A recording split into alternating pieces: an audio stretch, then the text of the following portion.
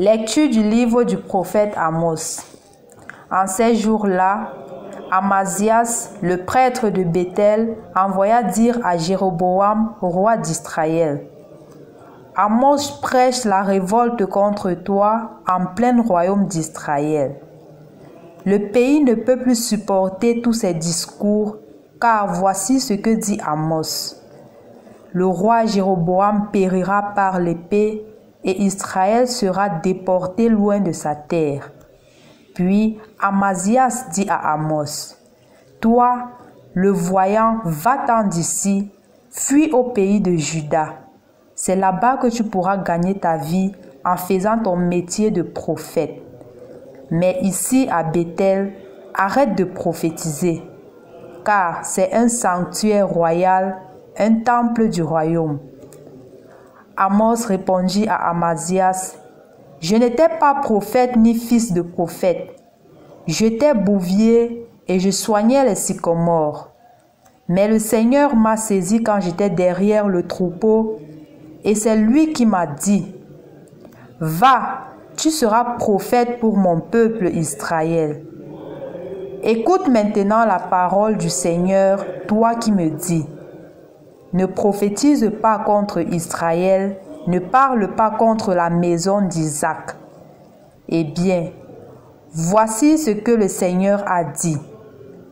Ta femme devra se prostituer en pleine ville, tes fils et tes filles tomberont par l'épée, la terre qui t'appartient sera partagée au cordeau, toi, tu mourras sur une terre impure, et Israël sera déporté loin de sa terre.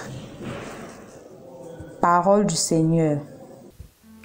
Au nom du Père et du Fils et du Saint-Esprit, Amen. Loué soit Jésus-Christ. Rendu au jeudi de la 13e semaine du temps ordinaire en essai, nous sommes appelés à approfondir justement ce que le Seigneur nous apporte ou nous adresse à travers la vie du prophète Amos. Depuis lundi, nous étions en train d'étudier et de voir comment est-ce que le Seigneur a choisi Amos et le Seigneur l'a envoyé en mission. En effet, chers frères et sœurs dans le Christ, il y a de cela quelques jours, on voyait la situation d'Amos, comment est-ce qu'il décriait les attitudes du peuple juif, leur montrant qu'ils ont opprimé le pauvre, qu'ils ont abusé et qu'ils ont oublié le Seigneur, au point où ils utilisent seulement le Seigneur pour leurs intérêts personnels. Il a décrié cela dans toutes les catégories. Ayant donc décrié cela, ça ne laisse pas des personnes indifférentes. Il y a généralement trois attitudes quand on te fait une remarque. Soit tu l'écoutes, tu la prends et tu t'efforces à améliorer. Soit tu restes indifférent, tu t'en fous éperdument. Soit tu te mets sur la défensive et même à la limite, tu cherches à attaquer l'autre. C'est la troisième possibilité qui est arrivée à Amos. Les gens ont commencé à le critiquer et allaient même rencontrer le roi pour critiquer Amos. Au point où le prophète Amazias arrive et lui dit que non, regarde, quitte ici, va ailleurs avec tes prophéties parce que là-bas tu pourras gagner ta vie. Il ne faudrait pas que tu viennes ici parce que ton discours nous dérange. Il faudrait partir. Je crois que c'est l'attitude de beaucoup d'entre nous, non? Parfois, nous sommes repoussés parce que nos discours de vérité dérangent. Dans certaines familles, c'est même le cas. Quand un enfant se comporte différemment, quand un enfant se met à poser des actes normaux, on le trouve anormal. Et généralement, ces enfants sont rejetés parce que leur discours dérange les autres. Leur discours dérange leurs frères. Leur discours dérange même leurs parents. Et même parfois, certains parents subissent cela. Quand le papa continue à dire à l'enfant que non, il faut prier, non, il faut être honnête, non, il faut toujours aller à l'église. On commence à dire, papa, il faut que papa parle, il faut que maman parle. Il nous dérange. On devient des autres Amazias. Quand on n'est pas capable d'accepter la vérité et de la laisser nous transformer, on devient des autres Amazias. Parce qu'on continue à redire ce qu'on a adressé à Amos, va ailleurs, ton discours me dérange. Chers frères et sœurs dans le Christ, remarquons ceci et gardons-le. Ne rejetons pas les autres parce qu'ils sont différents de nous. Ne chassons pas les autres parce qu'ils sont différents de nous. Jésus nous aime dans notre différence. Grandissons aussi dans l'amour de l'autre malgré sa différence. La deuxième des choses que je voudrais partager avec vous aujourd'hui, chers frères et sœurs dans le Christ, c'est l'attitude d'Amos. Généralement, quand il y a des pressions de part et d'autre, après un acte qu'on a posé, la tendance est de se décourager. Combien d'entre vous avez posé des actes de générosité à l'égard des autres et après, ils se sont tournés vers vous, ils vous ont insulté, ils se sont moqués de vous? Quelle a été votre attitude? Généralement, l'attitude, c'est que je ne le fais plus. Il croit que quoi? Il pense à quoi? Je ne le fais même plus. Il va se débrouiller, elle va se débrouiller parce qu'on se décourage. C'est ce qu'on attendait d'Amos. On attendait qu'il se décourage parce que le roi était au courant. Le roi était un valeureux guerrier. Le roi pouvait seulement claquer le doigt et on le tue. Il a dit non.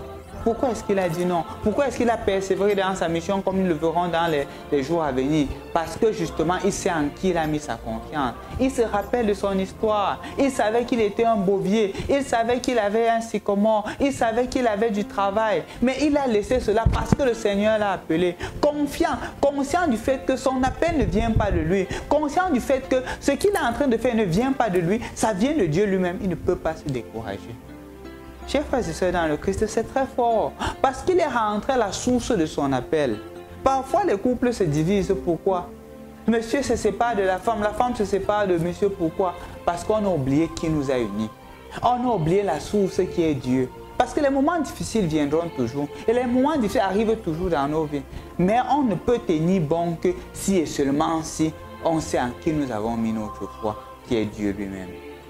Mon frère, ma soeur, aujourd'hui, soit un autre Amos qui soit capable de tenir Dieu ferme, de tenir Dieu clair devant soi, même au moment, même dans les moments les plus difficiles, même dans les moments où tout le monde se décourage, même dans les moments où tout le monde nous persécute, que nous soyons des autres Amos fermes.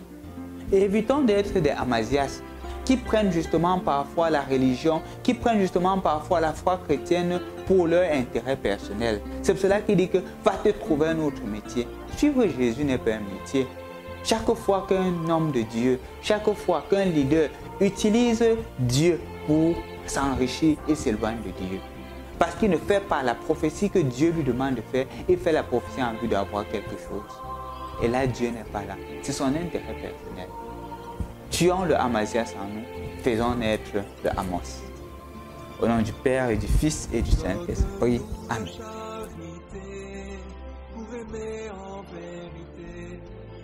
Esprit Saint, nous brûler de ton feu.